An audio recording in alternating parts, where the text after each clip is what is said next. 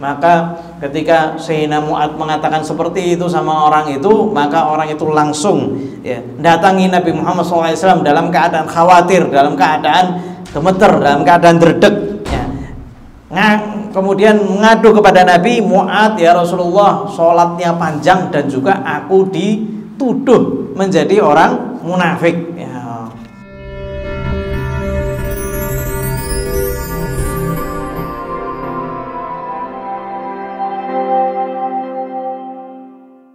Alhamdulillah, kita lanjutkan kembali daripada pembacaan kitab Muhammad Al-Insanul Kamil karya Abu Ya Sayyid Muhammad bin Alwi Al-Maliki sampai husnu tariqati fil itabi wat ta'dib. Nabi Muhammad sallallahu alaihi wasallam memiliki cara yang terbaik di dalam menegur dan mendidik seseorang. Al-itab tariqun min turuqit ta'dib wa tahdzib ya. Menegur itu salah satu cara untuk mendidik dan mentarbiyah seseorang ya. Sampai dikatakan idza dhahabal itab falaisal wud. Kalau sudah tidak ada tegur, tidak menegur, maka di situ tidak ada yang namanya rasa sayang. Kita kalau senang sama orang, kalau orang tersebut melakukan perbuatan salah, rasa sayang kita itu membawa kita untuk negur dia. Sini, kamu jangan lakukan ini, nanti kamu disangka macam-macam sama orang. Sini, lebih baik kamu melakukan ini. Tapi selama tidak ada tegur sapa ya, maka sudah dipastikan orang tersebut sudah tidak cinta sama kita lagi ya. Kalau sudah apa? Sudah tidak tegur sakarepmu, dia mau nyemplung sumur, dia mau nyemplung ke laut, dia mau pergi, dia mau menjauh, sudah tidak ada lagi rasa cinta. Selama tidak ada itab, ya, tidak ada teguran, tidak ada negur, tidak ada ngasih tahu, maka sudah dipastikan orang tersebut sudah tidak memiliki rasa cinta atau rasa sayang. Waqad kana sallallahu alaihi wasallam yasta'miluhu idza iqtadatil hajatu dzalika ka tarbiyah aw tanbih. Walakinnahu sallallahu alaihi wasallam kana yasluku fil itabi turukan mukhtalifatan wa asalib muta'addidatan yura'i fiha al ahwal wal muqtadayat ya. Adapun Nabi Muhammad sallallahu alaihi wasallam juga terkadang itu menegur kalau seandainya perlu untuk ditegur sebagai bentuk tarbiyah ya, sebagai didikan untuk para sahabat, wa tanbih, peringatan ya. Akan tetapi Nabi Muhammad SAW ketika menegur, maka beliau menegur dengan cara yang beragam, dengan metode yang beragam, yang Nabi Muhammad SAW juga memperhatikan setiap kondisi dan situasi. Fatarahu yu'atib taratan bil isyarah. Terkadang Nabi Muhammad SAW menegur seseorang itu cuma ngasih isyarat saja ya. Wa taratan wahinan bil ibarah. Terkadang Nabi Muhammad SAW juga menegur seseorang itu dengan ngasih ibarah ya. Wahinan akhar bil mukhasamah. Dan terkadang lagi langsung sama Nabi Muhammad SAW itu ditegur terang-terangan ya. Wa qad yakunu aidan bil i'rad. Terkadang juga Nabi itu berpaling ya, negurnya itu dengan berpaling. Wa qad yakunu bil hajri wa targi. Dan terkadang ditinggalkan. Wa qad yakunu bima yadharu ala wajhi syarif min atharil ghadab. Terkadang sudah tidak pakai isyarat, sudah tidak pakai negur, sudah tidak ngasih tahu, cuma nampak di mukanya Nabi Muhammad SAW marah, maka setiap orang itu faham ya. Jadi Nabi Muhammad SAW kalau sudah marah, beliau itu kalau marah wajahnya itu langsung kasirfi. Sirfi itu apa? Seperti semut merah, dan di tengah antara di dahinya itu ada urat yang nampak. Itu berarti tandanya Nabi Muhammad SAW itu sedang marah ya. Wa min dzalika anna sallallahu alaihi wasallam ra'a yawman Abdullah bin Umar wa qad labisa thawbaini ma'sufaraini ya, mu'asfaraini walamma kana dzalika manhiyan anhu qala lahu sallallahu alaihi wasallam ummuka amartuka bihadza, rawahu Muslim. Salah satunya ketika Nabi Muhammad SAW menegur Abdullah bin Umar. Ketika itu Abdullah bin Umar memakai pakaian yang dicelup. Ya, kalau bahasa Indonesia sekarang apa? Kalau misalkan kita kadang itu nyelup baju itu kan. Kalau misalkan mau warna, ya. Apa kalau bahasa sekarang? Neptol. Ya kalau jeans kadang dikasih warna. Ya. Dulu pakai tumbuh-tumbuhan asfarin, ya, warnanya merah. Ya, ketika itu dilarang di dalam Islam. Ya, maka kemudian Nabi Muhammad SAW itu negur. Ya.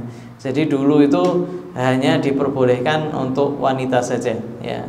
Maka Nabi Muhammad SAW tanya sama Abdullah bin Abbas, ya, apakah ibumu menyuruh kamu pakai pakaian ini?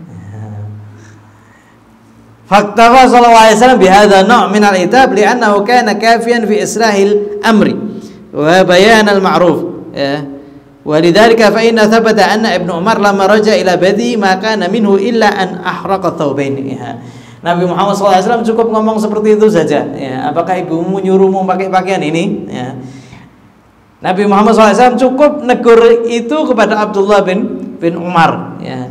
Karena cukup dengan seperti itu maka sudah berubah keadaannya, dan itu telah diketahui setelah Abdullah bin Umar pulang, langsung dilepas pakaiannya, langsung dibakar sama Abdullah bin Umar.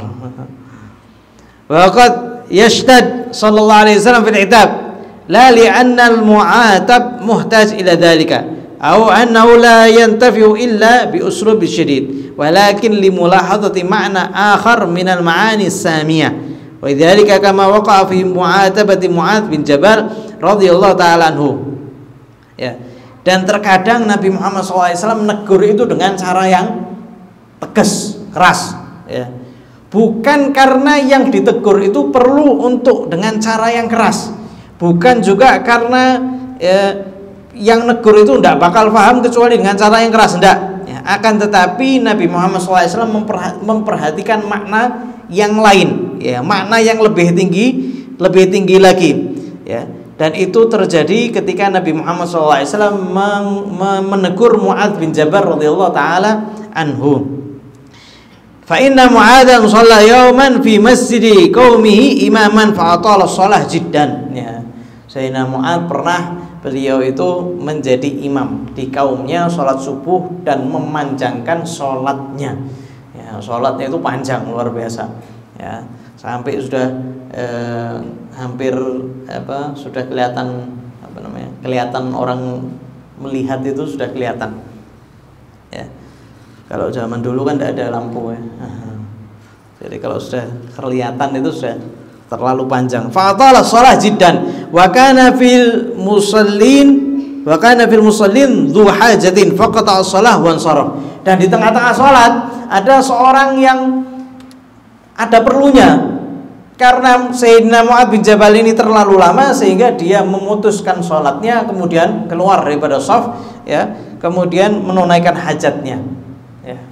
Falamma alima Mu'adz anhu qala innahu munafiq. Ya. Ketika Sayyidina Mu'adz tahu bahwasanya orang ini pergi memutus sholat, maka Sayyidina Mu'adz itu mengatakan apa? Innahu munafiq, orang itu kayaknya munafik. Wa ma'lum anna mithla hadzal wasf fi dzalikal ad kana khatiran jiddan li'annahu ya'ni al-kufur. Ya.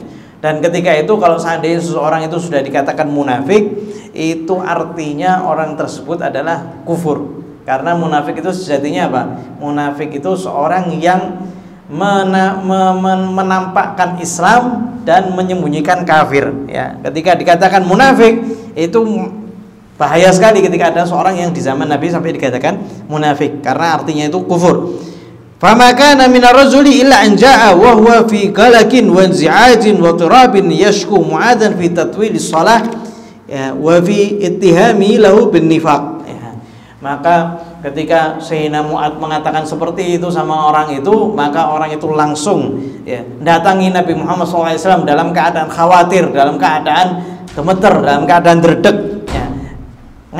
Kemudian mengadu kepada Nabi, Mu'adz, ya Rasulullah, sholatnya panjang dan juga aku dituduh menjadi orang munafik. Ya.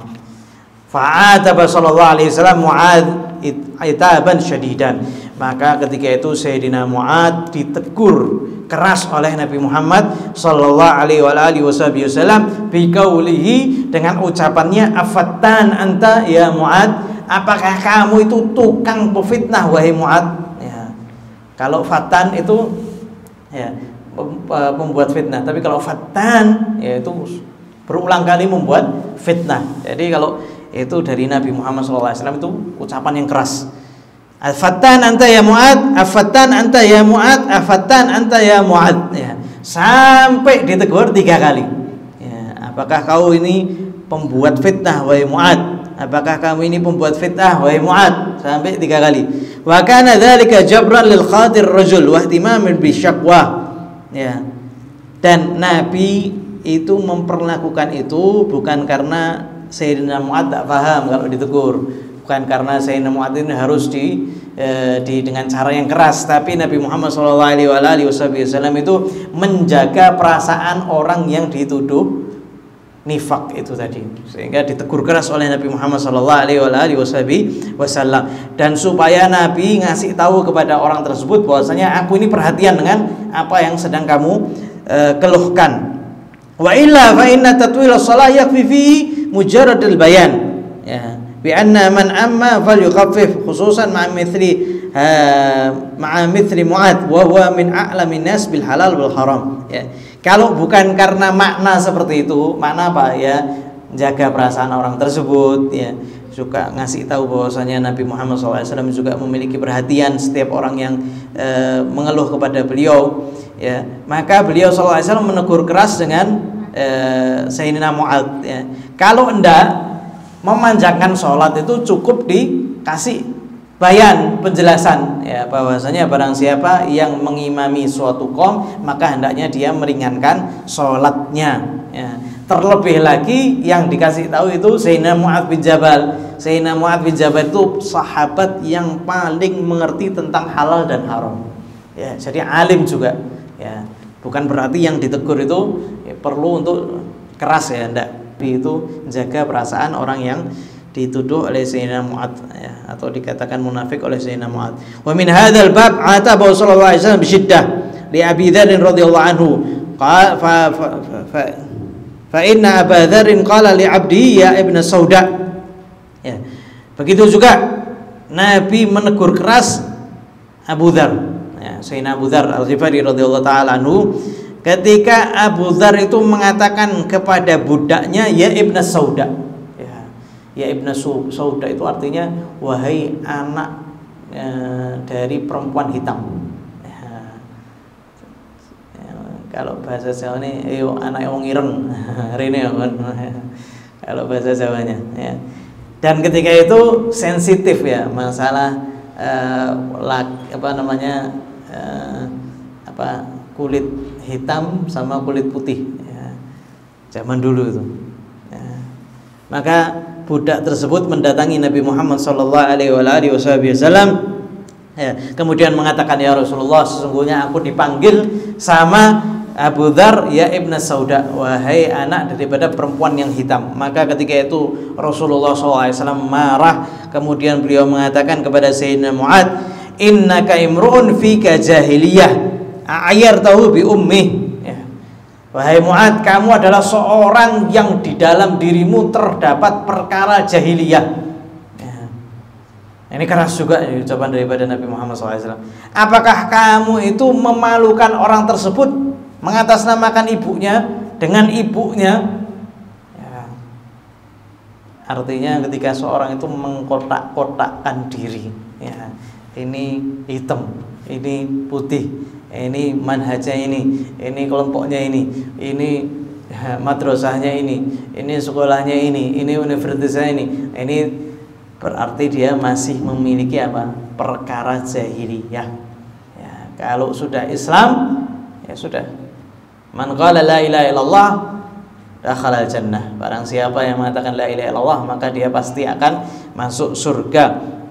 La nukaffiru min ahadin min ahlil qiblah, ya, kita tidak mengkafirkan siapapun daripada orang yang kiblatnya satu, ya. Jadi kalau seandainya masih ada ini kelompok ini taifahnya ini, ya, saya berguru kepada sini, dan itu yang membuat terkotak-kotak, berarti apa?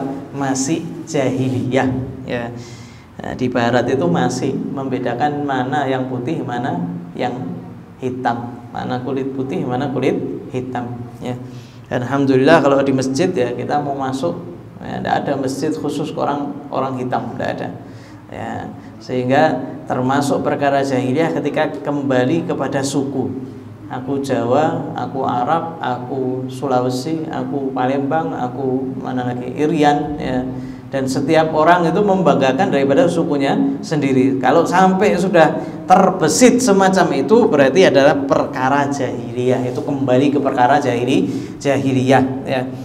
Jangan sampai terjadi ya, jangan sampai kita termasuk yang dibenturkan ya, jangan sampai yang termasuk yang dibenturkan. Wa hadza itabun syadidun fi haqqi Ibnu Dzar ya, dan Nabi ketika menegur seperti itu teguran yang keras bagi Abu Dzar. Wa qad yakunu aqalla min dzalika kafiyan, walakinnahu sallallahu alaihi wasallam lahadha hala dzalikal khadim alladzi jaa syakian ya. Mungkin Nabi itu negur dengan cara yang lembut ya, kepada Abu Dzar itu sudah cukup. Tapi ketika keadaannya seperti itu, Nabi Muhammad SAW lebih memperhatikan khadim, pelayan yang datang kepada Nabi Muhammad SAW dalam keadaan mengeluh kepada Nabi. Wa qad amina fi dhillil Islam alladzi la yufarriqu bainal alwani wal ajnas. Fa arada sallallahu alaihi wasallam an yajbura khatirahu wa yurdi nafsahu wa yush'iruhu bihtimami bihalihi wa syaqwa ya. Dan sedangkan Islam itu setiap orang yang masuk Islam maka dia akan aman. Tidak ada perbedaan antara warna, tidak ada perbedaan antara jenis ya. Semuanya sama ya. Tapi ketika orang tersebut ya istilahnya itu ya, kecewa, istilahnya kena hatinya, maka Nabi Muhammad SAW memperhatikan pelayan tersebut ya, yajbir khatirahu itu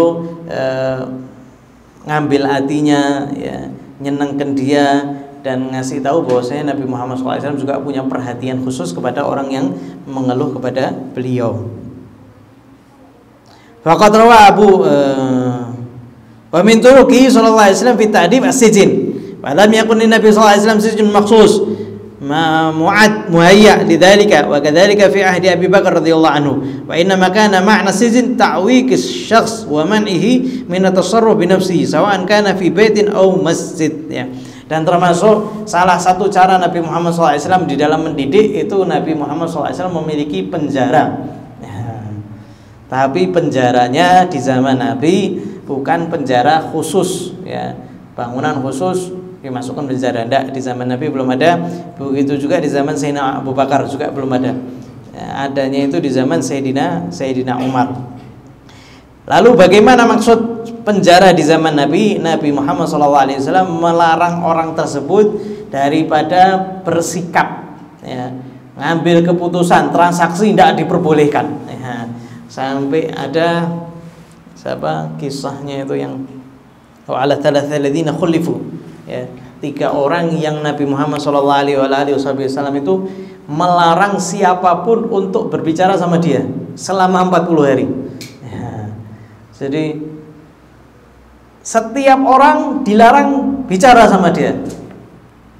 Jadi kalau seandainya orang tersebut itu ke pasar, tengah-tengah orang-orang ramai, datang orang ini, maka langsung bubar pasar itu. Ada orang ngobrol, orang ini duduk, langsung kabur. Ya, inilah lebih sumpek daripada di penjara. Jadi setiap ketemu orang set kabur.